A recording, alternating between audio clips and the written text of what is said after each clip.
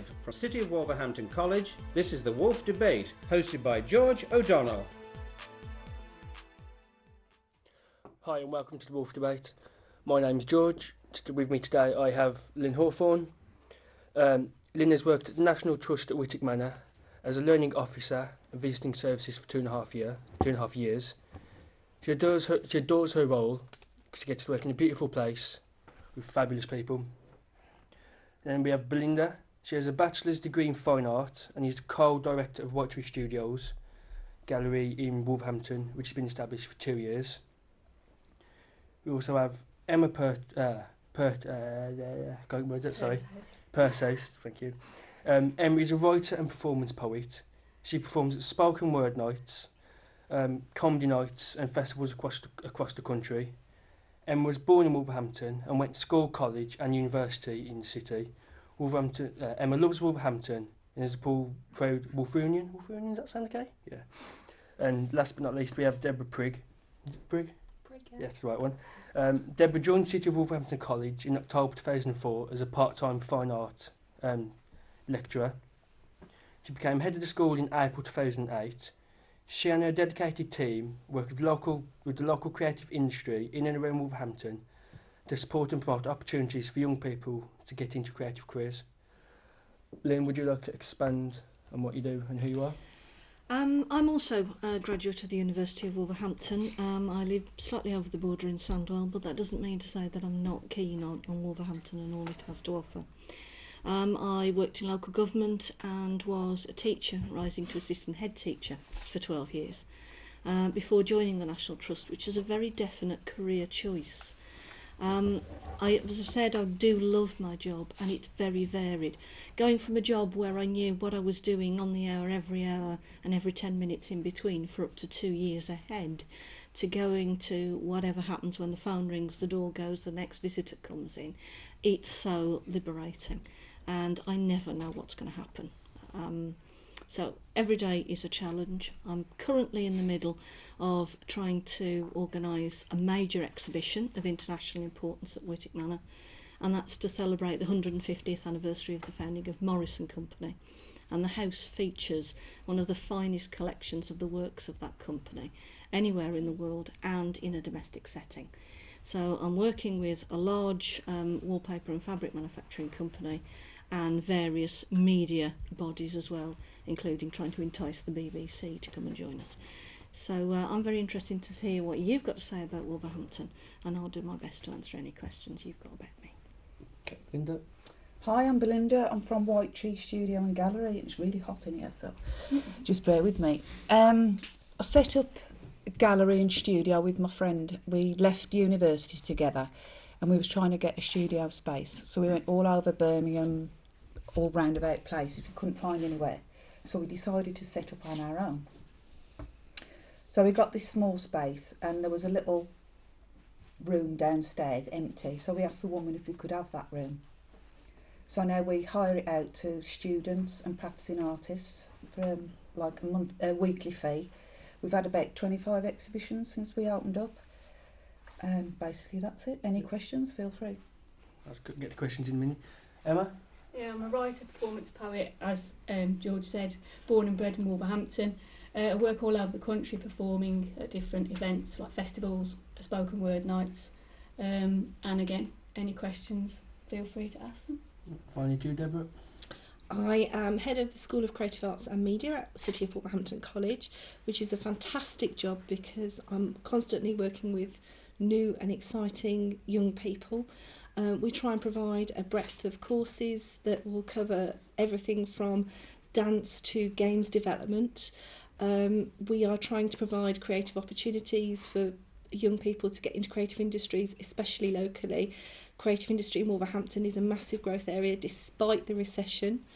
We're particularly proud of being part of the National Skills Academy for Creative and Cultural Skills as a founder college, one of only 12 in the country.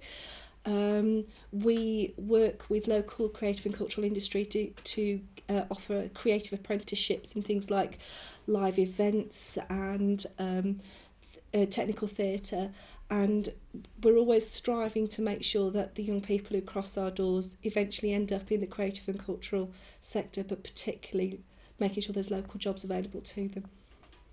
Okay. So, if I haven't got any questions yet, I'll ask the first one. Either Emma or Lynn, or if Lynn, or, if any of you want to answer to it. What challenges face poets, artists, musicians in Wolverhampton? If anyone wants to act on it. Emma start on that one? Okay, cheers, Lynn. I think the challenges are to possibly make use of the fantastic venues that are here.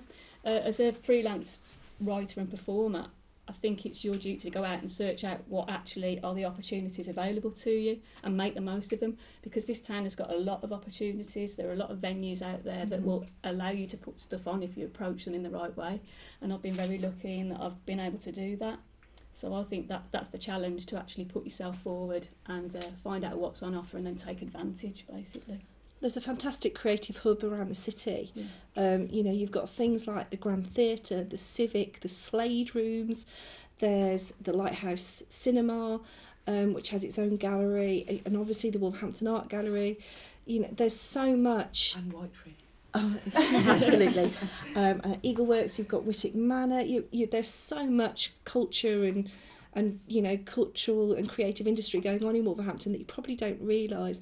There are quite a lot of small businesses, people who employ less than 5 people in the area as well. You know, they're just as important as the bigger companies. There's an awful lot going on out there, and I think it's important that you go out and find out about that. Okay. You wanna? Well, I'm actually married to a performance poet who has just recently worked with Emma, so you know, sort of I understand her background as well, and I understand it from the other angle. Emma's right about you going out and finding events that are on, or finding venues to put on your own events. But really it's also up to you to go out and find out what's going on in your locale. My husband will tell you that, you know, he's put on events and has put the word out and has filled a room, 70 odd people in a room. But a lot of those people will have travelled distance rather than being very local.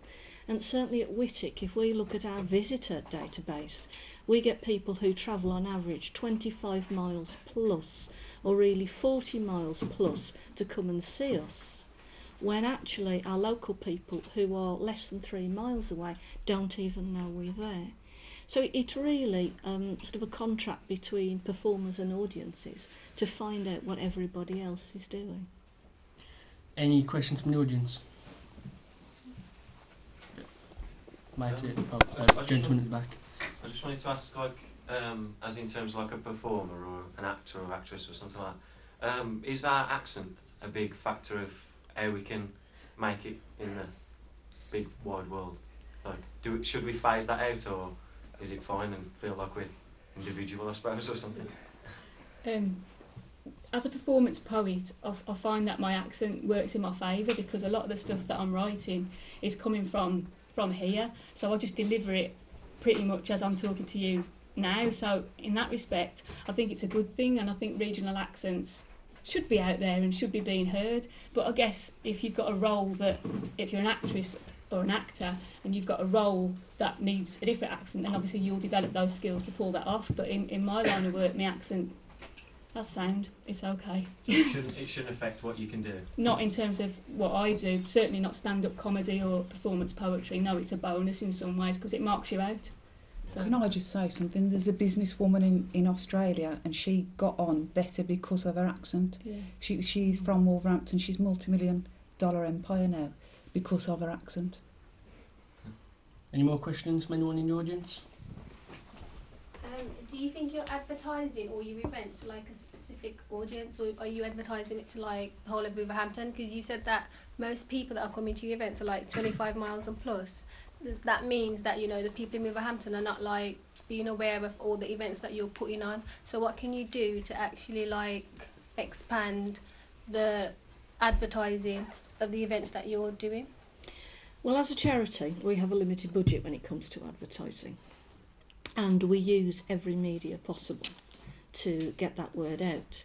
And I think one of the issues is that for the sort of property that we have, a lot of people will feel that if they want a day out, it's not a day out unless it involves a long journey.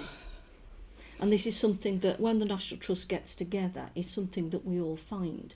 That if somewhere they can walk to somewhere, or it's a short bus ride or a short car ride away, people don't feel that they've had a day out.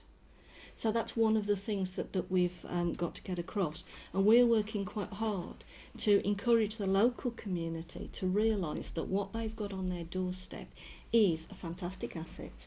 It is of international importance, but it's also very relevant to them. So we're working hard to tell not only the story of the house and its collection, but also of the people who built it. So we're trying to make it more relevant to the local community. We're also part of a project called Whose Story, because the West Midlands region in the National Trust is actually the most innovative in the country, and everybody's now following our lead.